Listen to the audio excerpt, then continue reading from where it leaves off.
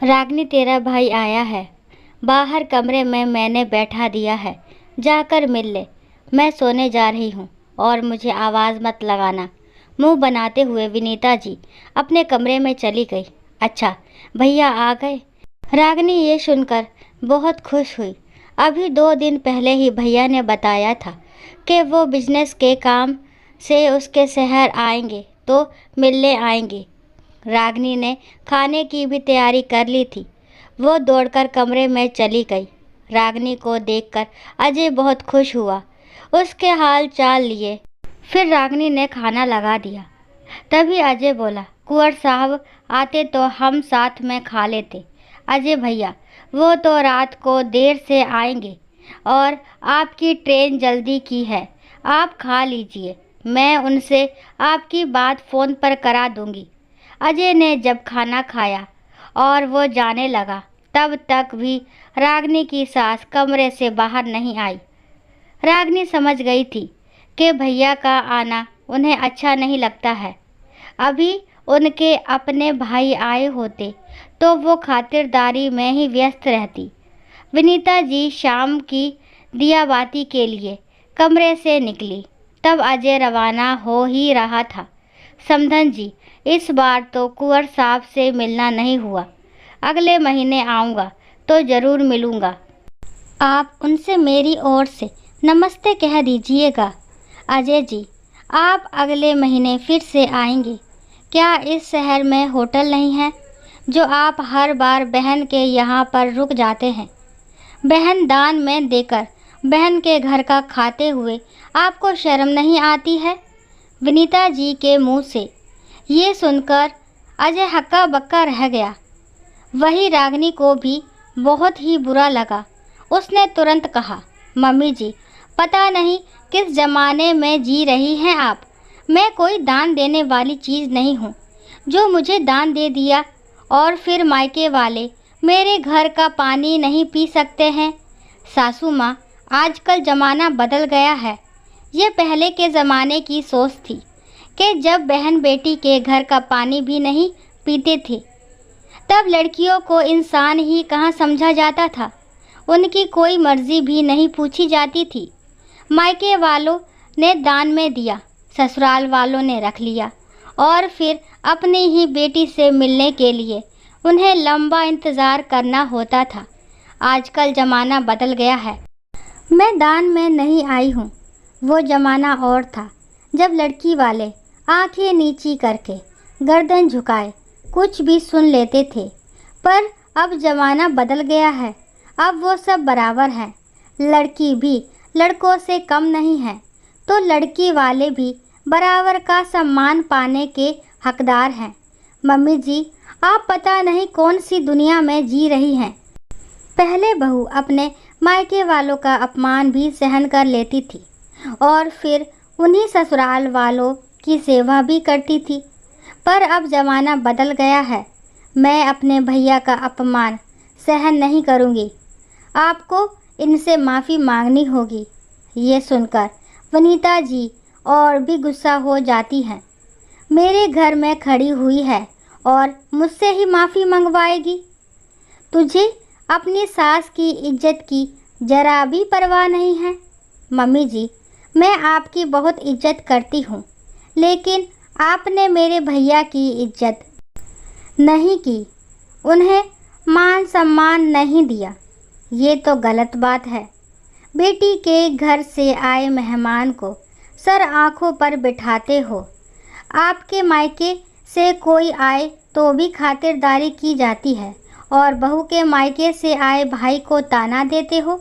इज्जत दोगे तभी तो इज्जत मिलेगी। आप एक बात ये भी मत भूलिए, ये घर सिर्फ रोहित की कमाई से नहीं चलता है। मैं भी बराबर कमाती हूँ। ये बात मैं घमंड से नहीं बोल रही हूँ, बल्कि आपको सच्चाई बता रही हूँ।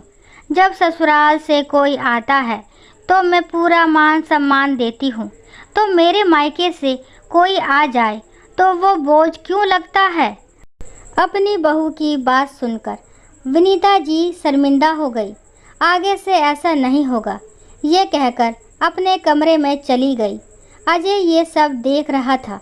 उसने कहा कि वो फिर कभी इस घर में नहीं आएगा।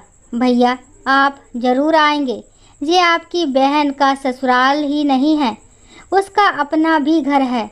भाई कभी भी बहन के घर आ सकता है। आप नहीं आओगे तो मैं समझूंगी आप भी उन्हीं पुरानी दकियानूसी बातों को मानते हैं। आपने आना छोड़ दिया तो आपकी बहन की बातों का तो कोई मोल ही नहीं रह जाएगा। मेरी सास ने आपसे माफ़ी तो नहीं मांगी, पर उन्होंने ये भी तो कहा है कि आगे से ऐसा नहीं होगा। ये कहते कहते रागिनी की आंखें भर आई। ठीक है, तू अपने आंसू पोंछ ले, मैं अगले महीने ज़रूर आऊँगा, तेरे हाथ की बिरयानी खाकर जाऊँगा। ये सुनकर रागिनी के चेहरे पर मुस्कान आ गई।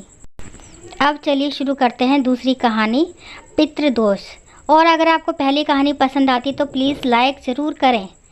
अचानक फ़ोन की डिस्प्ले पर बेटे का फ़ोन नंबर नाम सहित देखकर राधिका चौंकी। फ़ोन, हाँ फ़ोन से ही तो उसने अपने बेटे होने की खानापूर्ति की। जब उसके बाबूजी बीमारियों से अस्पताल में जीवन मृत्यु के बीच झूल रहे थे और उनके निधन पर भी फ़ोन से ही खैर हेलो हेलो माँ कैसी हो? मैं ठीक हूँ, तुम कैसे हो दीपक बेटा? ठीक हो? अरे कहाँ माँ सब? माँ ये पितृदोष क्या होता है? पितृदोष? तुझे लंदन में पितृदोष का ध्यान कैसे आया? वहाँ कौन से पंडित जी मिलते हैं?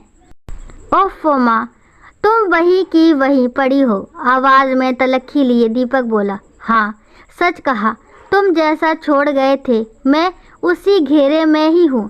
खैर ये पितृदोष का ख्याल क्यों आया तुम्हें? माँ, जब से पिताजी दुनिया छोड़कर गए हैं यहाँ बिजनेस में घाटा ही घाटा हो रहा है।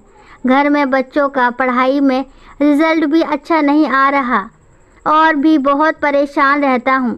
तो इंटरनेट पर पंडित जी से बात की तो उन्होंने पितृदोष बताया।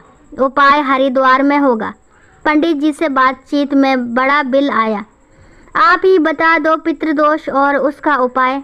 दीपक बेटा, ये पितृदोष उन पिता की वजह से होता है जो दिन रात अपने बच्चों की फरमाइश, उनकी ज़रूरतों के लिए खुद को ख़त्म कर देते हैं, ये सोच कर के वो बच्चे बुढ़ापे में जब वे चल नहीं पा रहे होंगे तो उनकी लाठी बनेंगे, उनके अकेलेपन के साथी बनेंगे।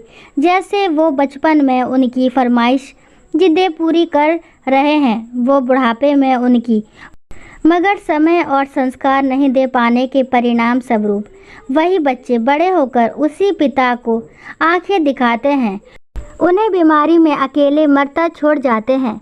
यहाँ तक जिन कंधों पर बैठकर वो बच्चे दुनिया देखते हैं, अंत समय में उन्हें कंधा देने भी नहीं आते और अनजान कंधों पर अपनी अंतिम यात्रा पर चले जाते हैं। कहकर चुप हो गई दोनों और एकदम सन्नाटा सा हो गया। माँ माँ माँ, हाँ बेटा, और इसका उपाय तुझे क्या बताऊं बेटा? बस अपने बच्चों को समय और संस्कार जरूर देना, वरना वो भी एक दिन पितृदोष के अपराधी बन जाएंगे। कहकर सुबक पड़ी। वहीं दूसरी ओर भी रोने की आवाज़ें आ रही थी। शायद देर से ही सही दीपक को आज पिता की अहमियत का एहसास उनके खोने के बाद हो गया था। दोस्तों, आशा करती हूँ कहानी आपको ज़रूर पसंद आई होगी। अगर कहानी पसंद आती है तो प्लीज़ मेरे चैनल को लाइक शेयर सब्सक्राइब करना ना भूलें।